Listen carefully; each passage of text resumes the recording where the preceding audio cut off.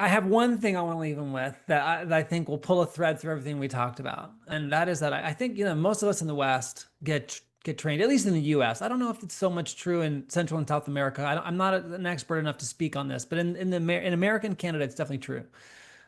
We get trained to think that decisions are about pros and cons, strategies, and cognitive things, and kind of figuring out the best things to do.